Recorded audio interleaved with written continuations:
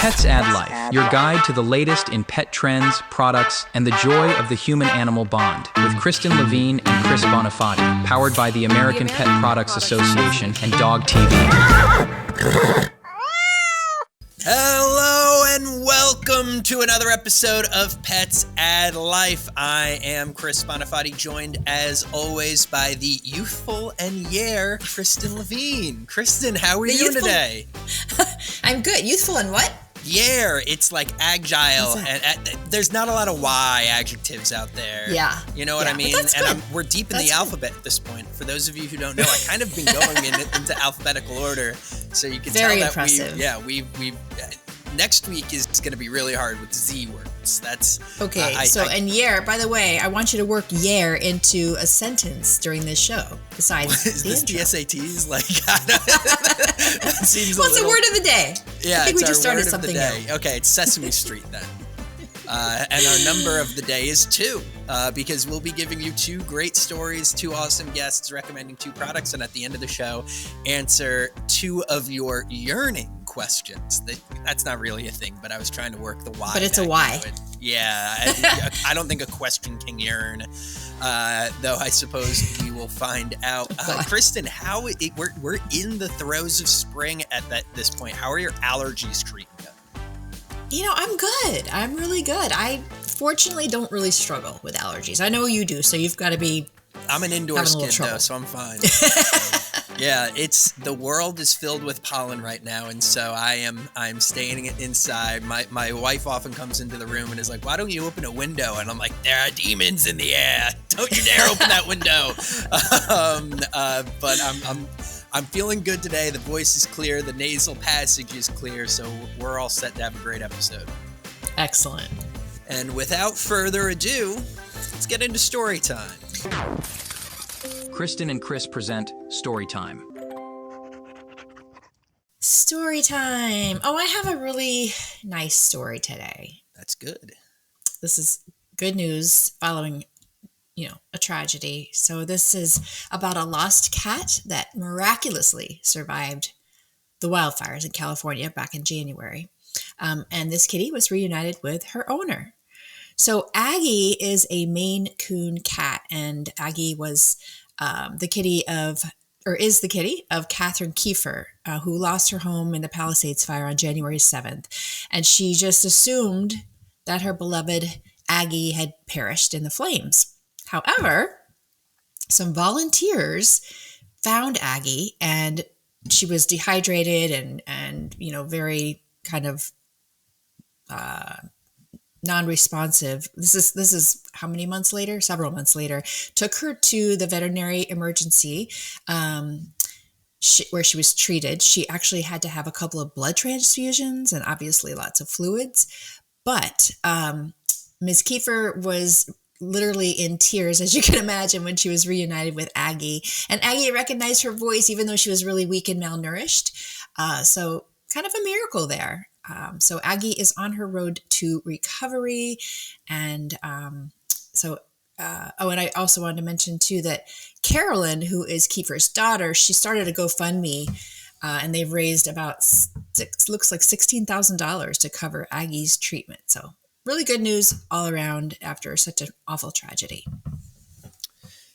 Yeah, that is, I can't imagine the feeling of both losing and like the whiplash of feelings that you must experience is Sure. Any pet owner can relate, right? Any pet owner can Absolutely. relate. I don't want to keep the tragedy train going here with these bittersweet stories, but I do have a really, kind of interesting, sad, but interesting story here out of Connecticut. There was a seal that was loose in New Haven a few weeks ago, which is just, like seals, like that part of the world, for those of you who aren't familiar, it's really not that rare to see seals kind of up towards Cape Cod and that New England coast. But for one to make it down to New Haven, because that's sort of where the ports become trafficked. Right. It's easy to see how a seal could get confused and end up in the city. So for a while, this little guy was kind of like, he had like 12 hours of celebrity where he was just kind of getting around town, and they're trying to figure out, well, what do we even do with this seal? And he really wasn't causing a disturbance. He was sort of parading around and whatever. Eventually the Mystic Aquarium, which is a great aquarium over in Mystic, Connecticut, came over and picked up the seal. They named him Chappie.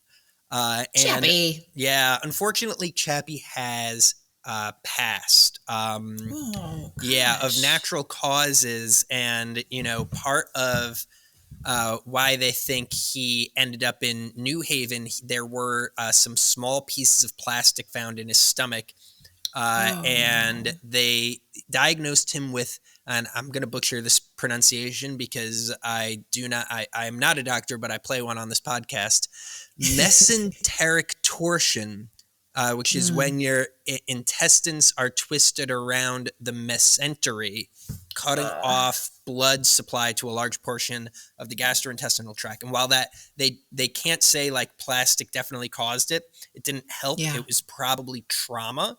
So there's a chance that he got into a busy part of the water there and was either struck by a boat or attacked by another animal. But it was like sort of an internal injury. But Mystic Aquarium plans to honor the memory of Chappie.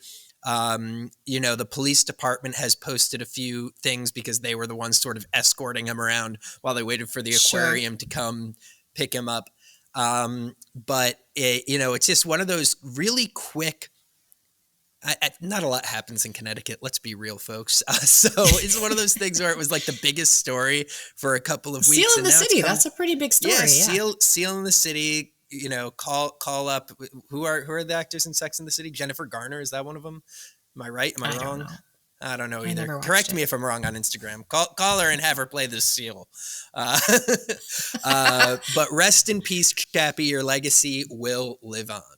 Beyond the Leash, exploring the untold stories of pet passion and professionalism. We are joined now by Jamie Popper, a seasoned dog trainer and pet industry entrepreneur with over a decade of experience. She began her career in 2011 working hands-on in grooming and professional dog training, which provided her with deep insights into the challenges faced by both pet owners and professionals. Jamie's dedication to canine fitness led her to earn the Certified Canine Fitness Trainer credential from the University of Tennessee. Go Volunteers. She co-invented the patented Propel Air platform, which secured third place in the 2022 Global Pet Expo New Product Showcase. Prestigious award, truly prestigious. As the founder of Popper Pets, Jamie focuses on developing innovative, function-first products that enhance the bond between pets and their owners. Her commitment to education is evident through her role as an instructor at the AKC Fit Dog program and her contributions to Khan Classroom, where she shares her expertise with a broader audience. Jamie's passion is palpable. It's absolutely palpable and showcased by her national level competition participation, continuously testing her training methods and products in real world scenarios. Jamie, it is an incredible honor to have you on the podcast today. Thank you so much for having me. I'm so excited to share a little bit more about what I've been up to and chat with both of you. Yeah, and I mean, what you've been up to, it's incredible that you're even here. You just got back from Africa. Like yesterday. Yeah, like yesterday, and it sounds like an amazing, absolutely once in a lifetime experience. So why don't you just give us a little rundown of that trip and what that experience was like, and sort of how you feel like that has impacted your experience as a pet professional? Yeah, absolutely. I have to chuckle. I'm looking at myself on camera and thinking, oh, I'm so glad that the jet lag's not showing. Because yes, it was over 30 hours of travel to get home from Africa yesterday, including one 15-hour flight from Johannesburg, South Africa to Newark. And if you've not been in an airplane for 15 hours before, let me tell you, it's a little bit of a different experience. But nothing compares to the 8 days that I spent traveling on horseback for 6 hours a day, traversing more than 12 miles each day as we navigated across Botswana and the Mashatu Game Reserve. And I'm still in awe of everything that we saw and all that we experienced while we were on this trip. Oh my gosh. It sounds like you haven't even, wrapped your head around what you just experienced. You're so excited. I really haven't. I really haven't. So I'll share on our first day out, we fly into South Africa, and we met a charter airplane that took us into the Limpopo Valley Airport, which is like this small, tiny airport with one little airway strip out in the middle of nowhere, Botswana. And that's where we met our fantastic guides, Swamne and Poloko, who were expert guides that took us through the wilderness of Africa. And I recall being on our game drive in a Jeep, in an open air Jeep, driving from that small airport just 5 kilometers to our first campsite where we would meet our horses. And just on that drive, we saw wildebeest, we saw giraffe and elephants. And I was like, all right, I can go home now. Yeah, I can go home now. Within just 5 minutes, I've seen so much already. But we made it to our first campsite, and let me tell you, the hospitality in Botswana is incredible. So after just a short 5-kilometer drive in a Jeep, we were greeted at our campsite with refreshments, and one of my favorite parts was cold, wet towels to wipe the sweat from our faces and the dirt from our faces after just a short drive. And I think that was one of the special things too, is each time that we went out horseback riding, as soon as we arrived at our camp, sometimes after 6 hours covered in sunscreen and bug spray and sweat and dirt, it was so refreshing to have an ice cold wet washcloth to wash the grime off, and to have our fabulous hosts singing to us upon our arrival. Wow. And then, of course, after our rides, it was gin and tonic time. I'm just telling you, the hospitality was incredible. But on our horseback rides, our guides were able to give us some incredible insight into the history of the lands, how Botswana was formed, and so much about each of the animals that we were seeing. One of the really special parts about seeing the safari on horseback is that because many of the other animals there are also grazers, when they see the horses come upon them and then stop and start grazing, it puts all of the other animals at ease. So we were within 10 or 15 feet of zebra and giraffe. They were totally comfortable with the presence of us on our horses. We didn't get as close to the elephants because they can sense the vibrations through their feet, and they're a bit more territorial. And of course, they're a really dangerous animal if they charge you. So our guides kept us far enough away from them that we weren't disturbing them. Though there was one time, I'll share this. It was actually our first day out on horseback. We had completed our riding test to demonstrate that everybody that was on this trip was capable of handling the horse, cantering away if we found ourselves in any sketchy situations. But we came across a herd of elephants, and it's actually the matriarchs. It's the oldest female of the group that is the one that kind of stands guard and keeps an eye out for the rest of the herd. And got a little too close, or she noticed our presence. And one of the things that the elephants will do when they notice us, if they feel threatened, is first they'll trumpet so that they can alert the rest of the herd that there may be danger. And then what they also will do is, with using their trunks, they will pick up dust and dirt and scatter it in front of them and stomp. Wow. And then finally, if necessary, they will charge. And so while all of these things were happening, our guide was directing us what we needed to do, so sending the rest of the group away. And then he shouted at the elephant to get the elephant to turn away from us so that she wouldn't charge us. And it was just a phenomenal experience to be able to be so close to the animals, but knowing that our guides were able to keep us safe and that they were able to read the body language of the animal and also divert any issues that the animal may cause to us. But yeah, it was a magical experience. And I was actually out there to celebrate a fellow pet lifestyle expert's birthday, Nicole Ellis. So she was the one who rallied the rest of us. So there were a few of us that are in the pet industry. And it was just so great to have 7 other beautiful, wonderful women to join on this experience with us. What an incredible experience. And I think you have a future in Botswana tourism. Telling your Well, thank story you. Well, is thank very you. inspiring. Yeah. But let's talk about you are a dog trainer, an entrepreneur, among other things. And I'm just curious to know what inspired you to transition into a career of dog training? That's such a great question. Ah, that takes me back so many years. I'm thinking about my Australian Shepherd, who's going to be turning 14 in just a couple of months. And he's been my inspiration and my companion and my teacher for so long. I started in the pet industry when I was in university. I really wanted a dog, and I also needed a college job. And I landed at PetSmart and started in the grooming salon and eventually made it into dog training. And at the time, I was also getting a degree in exceptional student education. I was volunteering at a horse therapy farm, working with students with disabilities like cerebral palsy. And I saw the magic that could happen between a horse and a student with some physical disabilities and challenges.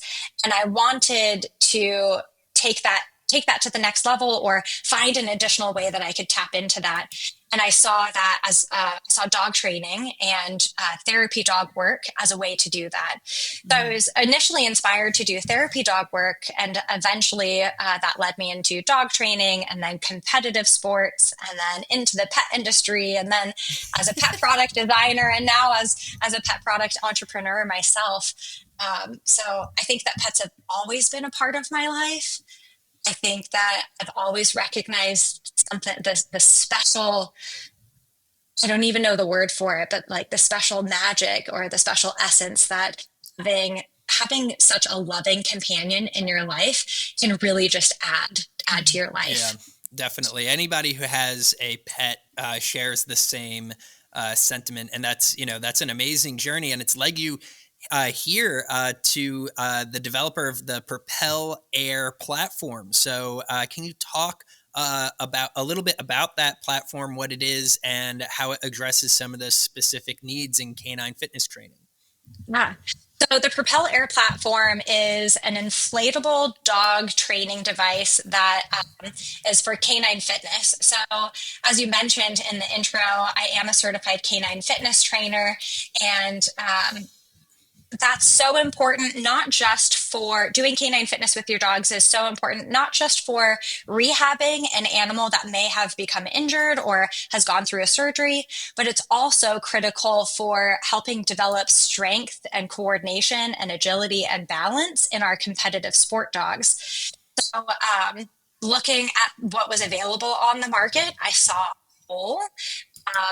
And through the development of the AKC Fit Dog program, I knew that we needed a product that was available that was good for beginners, but something that was versatile enough to be used by the experts in rehab as well. And so that's how the Propel Air platform was developed. It's a stable, rectangular shaped inflatable platform that when dogs put their feet up on it, it wobbles or shakes underneath them. That encourages them to use their teeny tiny stabilizer muscles in each of their joints. And the reason why that's important is because we don't often hear about a torn bicep or a torn hamstring. Those are our prime movers. Instead, in humans, we hear about torn rotator cuffs or an ACL tear. Mm-hmm. It's the same in our dogs. When they become injured, it's usually the stabilizer muscles within their joints. So by using an inflatable piece of equipment that challenges the dog's balance, it encourages the use and strengthening of those muscles. And the Propel Air platform is a little bit unique in that it's stable when it's underinflated, so the dog is able to become used to the platform surface. And then as you increase the inflation level by adding air to it, then the stability of it decreases and the dog is challenged more. So there's certainly some levels that you can use for that in order to make it more difficult for the dog. Wow, that's really cool. That's so versatile. So you established Popper Pets, obviously, like you're just talking about, for canine fitness, for stabilizing joints. But what about how do your products potentially strengthen the bond between pets and their people, their owners? So Popper Pets is my newest venture, and it's really born out of an inspiration to I really want more people to be able to have the same kind of deep connection and lasting bond that I have with my 14-year-old Australian Shepherd. And I think that one of the best ways to do that is through training. So, our inaugural product for Pauper Pets is a Focus dog training treat pouch that holds all of your essentials in that treat pouch, including dog training treats for your dog. And there's an internal pocket for higher value dog training treats in there Good as stuff. well. So you can, you can reward with kibble for the average behaviors, and then have little chunks of chicken or steak in the smaller pocket to reward them for the big things that they've done. But it's really about building a bond with your dog. And I think that finding ways to reward them for just everyday moments, everyday good decisions, helps increase the likelihood that your dog will choose those good behaviors again in the future. So having treats at the ready is one of the best ways to do that. Yeah, that's great. And I mean, we love innovative products on this podcast. We have a whole section of the podcast dedicated to recommending cool and new products. And you were saying in the intro, you have some props. You're working with Woof this year on some of their new stuff. So why don't you give us a little tour of what you brought to show on the show today, and explain to our listeners some of the cool innovation on the Woof line there? Yes, absolutely. So first off, I'll show you, this is the Woof Popsicle. Oh, there's a little dog hair on there. As there should be. I mean, it has been used. It's one of my dog's favorite toys. I grabbed it out of our toy bin right before this. But this is the Woof Popsicle, and it's a rubber toy that you can unscrew, and you'll hear a little rubber noise for those that aren't able to see this. But you can unscrew it, and then you can put just a little wellness pop on the inside of this. And so Woof makes wellness pops for belly health, gut health, and then they also have a calming mix. So you can buy those pre-made pops, but they also have an ice cube tray, so you can make your own treats. And I think that that's pretty standard. But one of the innovations that I'm really excited about that Woof has brought out just recently is their treat mixes. So right here, I've got their calming treat mix. So essentially, this is just a powder, kind of like a protein powder in my mind. So it's just a little powder mix. And inside of the kit, they also send you a shaker bottle. And so I'm fascinated that they've borrowed essentially from the protein shake, health food side of things industry, and combined it with really wholesome ingredients that have functional benefits inside of their treat mixes, so that you can make and fill your own popsicle pops. And so what it does is really saves on the mess and the cleanup, but I also think it's a really economical way of being able to serve the needs of today's pet parents that are, budget conscious. The wellness pops, I think, are, very, very well priced, but being able to mix up these pops at home using their shaker bottle just means that you can make it stretch a little bit longer. So I'm excited about the innovation that Woof has brought out this year. And they'll be launching these at Global Pet Expo in just a couple of weeks. Yeah, that's really cool. I love that shaker. And we could talk to you for hours, Jamie, but we're coming up on time. But let me just ask you this final question. You just showed and talked about many of the product trends, but what other emerging trends do you see in dog training and fitness, and the bond between pets and their people coming up in the future that you're really excited about? The trends that I'm seeing is really owners are looking for things that are multifunctional. They don't just want an enrichment toy and a treat. They want an enrichment toy and a wellness benefit that comes with the treat. They don't just want an average treat pouch that holds a bunch of kibble. They want something that's going to be more versatile, that they're able to take out on hikes or around town so that their dog can accompany them, and it can hold all of their essentials. So I think that, today's average pet owner isn't looking for one product to solve one problem. They're really looking for a multifunctional product that can span the uses of time. Yeah, I definitely see that as well. And it kind of goes right back into what you were saying with the Woof line. The lines between human products and pet products, it's becoming pretty blurred. And the demand from pet owners is they want to treat their pets more like people, like partners, I think is the best way to put it, rather than like a master and subservient type thing, like an equal partner. So I think it's great that you're involved in recommending some of these products. But for those of you listening at home and all of our wonderful pet parents who may want to learn more, see some of those awesome pictures I'm sure you're going to be posting from Africa, or learn more about Popper Pets and some of the other stuff you have going on, where can they go and find more about you? That's such a great question. If you want to find out more about Popper Pets, you can find us on Instagram at popper.pet. So that's where we'll be posting a bit more about the innovation. And if you'd like to see some of the behind the scenes of my trip to Africa, then you can find my personal Instagram account, which is at Popper Jamie. So it's just my last name and my first name. And I already have a couple of videos and photos posted from that trip, but there will be many, many more to come. Sure. And finally, you can find me on LinkedIn, which is where I post about all of the things that I'm doing in the pet industry, from my own ventures to the other products that I've helped supported the launch of. So definitely find me on LinkedIn and connect there. Awesome. Well, Fantastic. Listen, I think you've earned yourself a nap. You are such a trooper. Thank you so much for joining us on the podcast today and sharing your experience and some of these awesome new products. It was an absolute treat. It was a pleasure. Thank you so much for having me.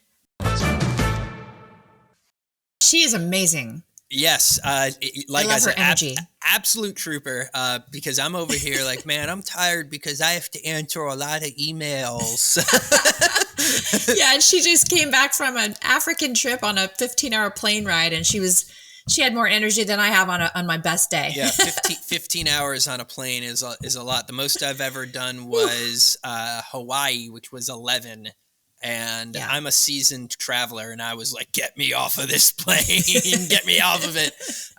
So to pop on for an interview, have that much energy, be absolutely on point. What a professional. So be sure to check out Jamie's stuff, because I am certain she knows what she's talking about. So, Chris, we missed you a few weeks ago when we were at WVC. I was, surrounded by veterinary professionals, and this next interview is one that we recorded there of Dr. Aaron Massacre. Man, I'm a little upset that I wasn't able to make it. It looks like you guys had so much fun. That setup was very professional. Shout out to the Dog TV staff there. But Aaron had a lot to say. It was a really cool listen. He was awesome. And he actually, I don't know if you could tell in the video, but he truly did tear up when I asked about his dog, Charlie. So, real sweet guy. He started out in a career in philosophy.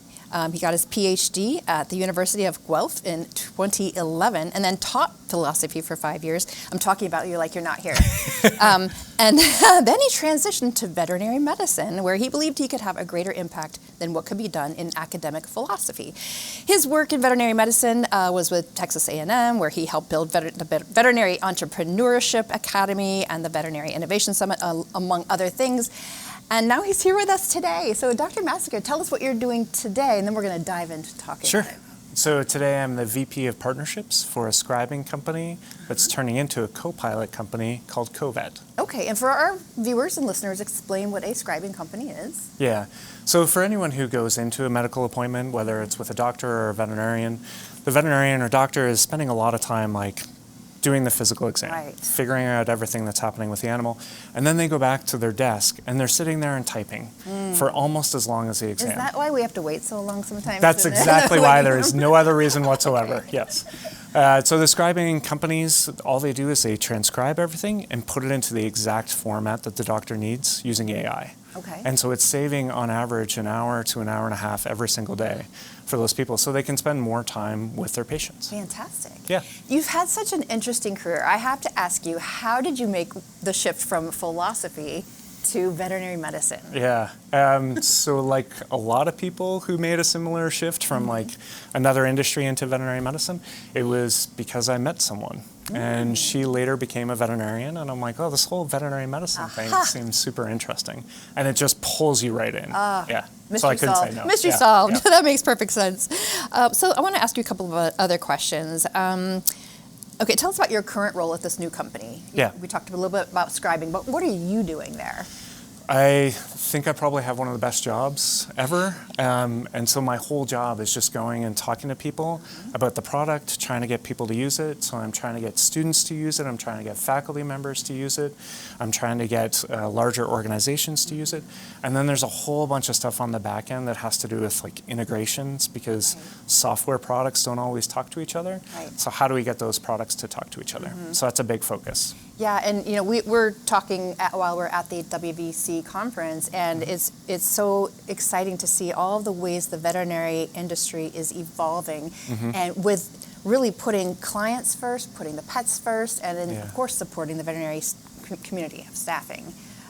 So what else are you seeing out there that's really exciting? There's so much stuff related to AI. It's amazing. So AI is really affecting like everything that's happening in veterinary medicine. Everything from diagnostics to decision support to scheduling appointments to like you go down into how the computers are being built, how the diagnostic tools are being, everything is being touched by AI. And I think that there's an opportunity for us to do way more than what we've ever done before.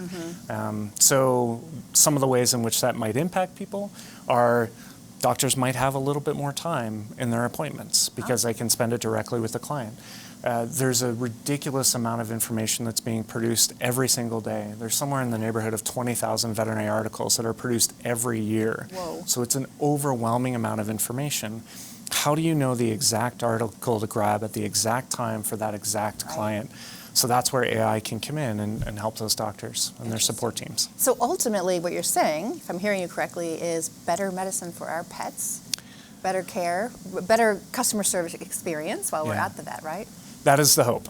Yeah. That is the Yeah. hope. But there is obviously growing pains Of with all of course. this stuff. So it's going to take a little while for it to Right. like trickle down into the practices, but Right. that's the hope for sure. Fantastic. And you also did a lot of work, you've had a lot of different roles in the Yeah. veterinary space, including at the Veterinary Innovation Summit and Council. Mm-hmm. Tell us a little bit about your work there and how it impacted pets at the end of the day. Yeah, so at the Veterinary Innovation Council, it was a nonprofit, still is a nonprofit, and it's focused on the issues that affect the industry the most.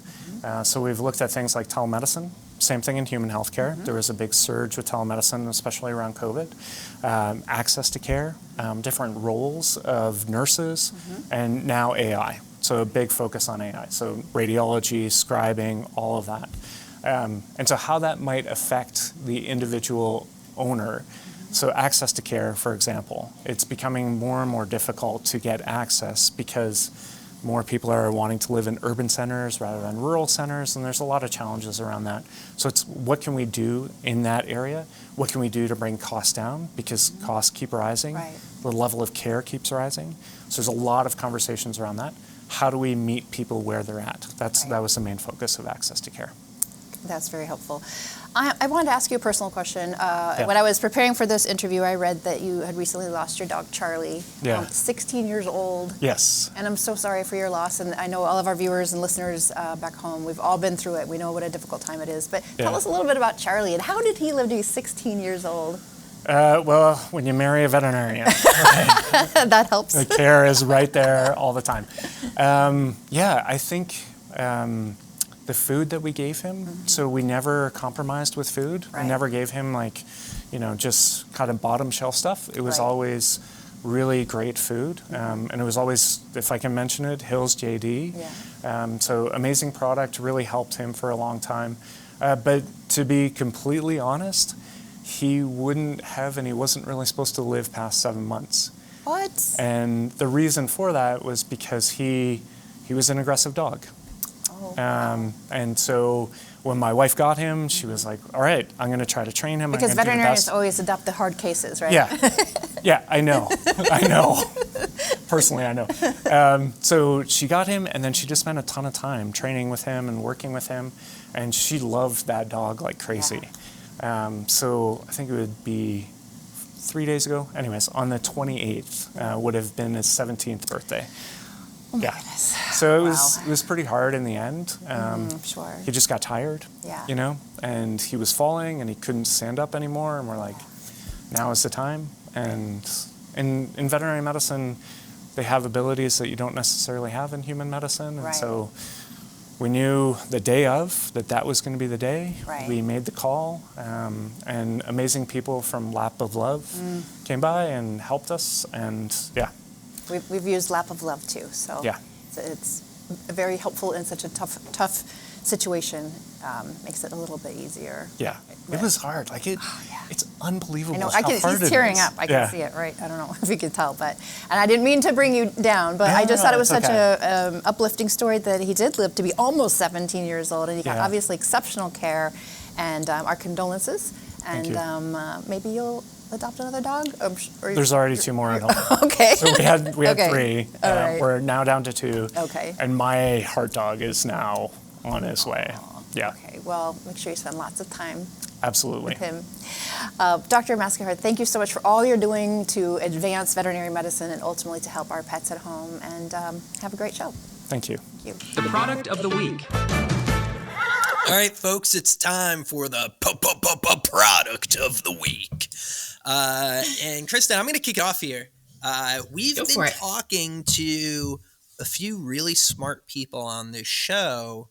I think at least 2 guests I can remember off the top of my head about gut health in cats and dogs. Yes. And I think our guests were primarily talking about dogs, but it's just as important for your cat. So while we were at Global, I saw this really cool comprehensive gut check for cats, and I've never seen it for cats before. It's really something that's focused heavily on for dogs. I mean, you know, with the dog diets and the purebred breeds, there's all sorts of things you got to be checking for when they're getting sick and rejecting food and things like that. But I've never seen it for cats. So this comes from Innovative Pet Lab. They write as a description here, many digestive conditions are present years before they are diagnosed and can become worse over time. Evaluating your cat's overall gut function can help ensure they are fully digesting food, having low inflammatory responses, and have strong intestinal lining. So if your cat's getting sick often, or even like if Tiger wasn't 22, I'd consider this, because sometimes she just throws up her food. And it's like, is there something wrong, or is she eating too fast? Who really knows? But it's $250, and they sort of send you on your phone. They call it personalized and actionable results, including dietary recommendations, supplement recommendations, and lifestyle recommendations. So you get some recommendations, and they highly recommend you to take these results to your vet as well, who will be able to look, you know, not at just like their summary, but the science behind it, and be able to make further recommendations. So I think it's just a great little product there, kind of bringing some of the vet office back home. Can be yours for $250. InnovativePetLab.com. That link will, of course, be in your show notes. Fantastic.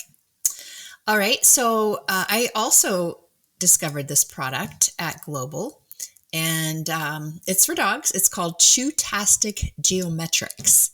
Now they're geometrically shaped toys, and they're made from natural rubber, and they're basically meant for chewing, playing fetch, interactive play, and mental stimulation. I think there's 4 models, and the cool thing is they were co-designed with an aerospace scientist. So the rubber, the type of rubber that they use, and the geometric shapes make them bounce really erratically. So, you know, making it kind of more exciting for your dog to play with, but they also continue to roll. So if you look them up online, and I did put the link in the show notes to these things. They're made from durable, eco-friendly, natural rubber. They're suitable for both chewing and playing fetch. And they show how you can put peanut butter or some kind of, you know, pumpkin or whatever you want to give to your dog. You can put it in there and freeze it. So it's basically super versatile. Chew toy, enrichment toy, puzzle toy feeder, and they're really cool. So check out Chew-tastic Geometrics. They're a product line by a company called Pet Dreamhouse. That sounds awesome. Sounds like we're bringing the irregular polygons to the canine world. That they only knew about squares and rectangles and circles. And balls. Yeah, I'm looking at some of the shapes. It's like, Cool, I've right? seen these in my nightmares. Yeah. In like a good way. You know what I mean? Like those crazy nightmares you have where it's, nothing makes sense. It's like you're in a Picasso painting. Cool. Wow. That looks like a alien spaceship, that one. All right. I'm going to let the people decide if it's cool or not. I think it's cool. That's right. Q&As. All right, Kristen, it's time for our favorite part of the episode. We are going to answer 2 yearning questions from our listeners. Still don't know if that's right. Still don't care. And I know what you're thinking at home. How do I get my question answered by Chris and Kristen, by the PAL experts? Well, it's quite easy. Head on over to petsadlife.org/podcast. That's petsadlife.org/podcast. Scroll on down to the bottom of that page. You're going to see a little form to submit your question, or if you are feeling as brave as Chris opening a window in allergy season, you can record a voice memo and have your question played live on these very airwaves. But without further ado, I got a question for you here, Kristen. Let me pull up our little document that tells us where these questions come from. And this one comes from Alex in Austin, Texas, where all my exes live. I've noticed many dogs. I had to. Sorry, Texas. Alex asks, I've noticed many dogs gaining popularity on social media platforms. Me too. What strategies can I implement to enhance my dog's online presence and potentially turn them into a social media star? I love this question. Ooh, I love this. This is a good question. Yeah. I think a lot of people are like you, Alex. They want to crack the code to having a canine influencer. Well, first of all, I would say that all the accounts that I follow, they make it look so easy. And it's not that easy. I mean, I would say first off, you'd want to start by, figuring out what makes your dog super unique. Is it their personality? Is it their breed? Is it something quirky or funny that they do, and kind of focus on showcasing that about them. Give people a reason to want to follow you because, this dog is so cute. I've never seen this breed combination before, or something like that. And then you want to make sure that you're posting consistently, not just, randomly, sporadically. You want to maybe do 3 or 4 quality posts each week. You could certainly do more than that if you can work it into your schedule. And I think the quality of the content that you're putting out is important too. So if you're doing video, you have good lighting. Natural light is always ideal. So, the more you can do outside, the better. And the good news is you don't really need expensive equipment these days. Our phones are pretty much all we need in terms of equipment. Unless you're doing a lot of indoor stuff, then you might need a ring light or something like that. Other than that, just kind of focus on storytelling and, leading your followers along the journey of your dog's life. And of course, engagement's important. So as you're getting people commenting or liking that you're responding to those comments. So it's going to take a little while. But if you have patience and, you can nail down whatever that unique quality about your dog would get people to follow, then you may be on the path to success. Anything to add to that, Chris? I would say just hit record. Just hit record. Seriously, I think a lot of people, they don't realize how much editing goes into the content that they consume. Yeah. And the best thing you can do, especially with an animal who is unpredictable and you can't necessarily get them to do the most captivating stuff on command, you got to record. You just got to hit record. Yeah. And as somebody who yells into a microphone as part of their job, like you sit there and you just say stuff and tell your stories and listen, nobody's going to see it until you post it. So learn, try a bunch of different editing software too. There's not just one, find one that works for you, feels good to use, is intuitive for you to use. Edit things down, but record. Don't try to be Chris. You're not clip perfect yet. You're not Mr. One Take. That's me. It's going to take you a while to get to the point where you could just record your content as is. You're going to have to explore a lot and find your niche. So just record, and then edit. That's a good, the editing. That is, like I said, a lot more work goes into it than you might think. So yeah, that's why we have her on. If you saw unedited this show, Oh. woo, sheesh. yeah, It would not be good. Okay, Chris. I've got a question for you. Okay. And this one comes from Taylor in Seattle, Washington. Taylor says, I currently have 3 cats that get along really well, and I'm thinking about adding a 4th. Uh-oh. What steps should I take to ensure a smooth introduction and maintain harmony among all the cats? Well, first of all, Taylor, I don't know if you identify as male Taylor or female Taylor, but 4 cat does put you squarely in crazy cat lady territory, so be careful with that. You are entering dangerous territory there. But the thing about cats is that it's either they love each other or they hate each other, and you can impact that. And we had Dr. McConnell on last episode, who talked a lot about, or a bit, because, we only got 15 minutes with our guests, but talked a bit about the impact our body language can have on our animals. So what I would say is, it's like that Gandhi quote, be the change you want to see in the world. Like be that person in the pack that helps welcome this cat in. Try to be the peacekeeper amongst them, especially if you have a wide variety of age ranges. I know when we had our older Maine Coon growing up and we brought in a couple of different kittens, he was pissed. He did not like it. He was angry. He would smack them around. He would go after their food. But after a while, with us, playing with both cats at the same time, showing our affection towards the younger cats, basically being like a leader and insisting that this is the way we're going to treat this animal. He turned the corner eventually. So don't get discouraged if the initial reaction isn't great. With diligence and proper care and maybe a little bit more research, you can change and affect that relationship through your own actions. So hopefully that's helpful. Good luck with 4 cats. I'm sure your house smells amazing. Hey, I just want to add one thing to that. That was great advice. Go ahead.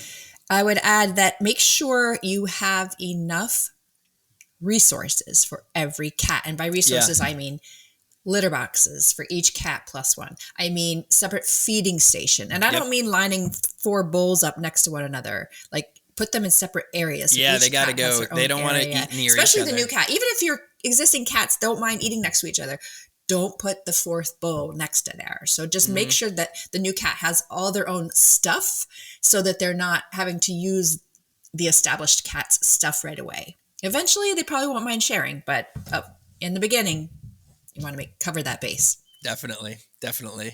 And if you're out there, send us videos because I gotta know what's going on here. I gotta know. I gotta see it. Why? I get it. I mean, listen, I get it. I would have 1 million cats, but I don't. I have 1. So good luck, Taylor. I sincerely wish you the best, and please keep us updated. But Kristen, hey, listen, that's it. That's the end of our episode. That's it. Oh, Hey, bummer. can you believe we're kind of at the tail end of April here? We're almost entering the back half of 2025. I'm tired. What? Man. Don't even say that. I did. I said it. I said it live on radio, so it's true. But hey, listen, don't worry about time, people out there. Time is a flat circle, and we will be back next Tuesday. Yeah, that's when we do these. We do these on Tuesday. We're back on Tuesdays. I got confused because we record these on Thursdays, and I actually can't remember. I can't remember what day of the week it is right now. I am drained. So I am gonna go. Wait, it's Wednesday? Ron just tried to tell me it's Wednesday. I don't believe him. He's a liar. He's lying. In my ears trying to tell me it's Wednesday, and I don't believe him. God is lying to me. And so I am going to go take a nap. I hope all of you enjoy the rest of your week. Be kind to yourself. Be kind to your animals. And until next week, Kristen? We will catch you later. Get it? I do. I get it. End the episode. Pets Add Life, your guide to the latest in pet trends, products, and the joy of the human-animal bond, with Kristen Levine and Chris Bonafati, powered by the American Pet Products Association and Dog TV.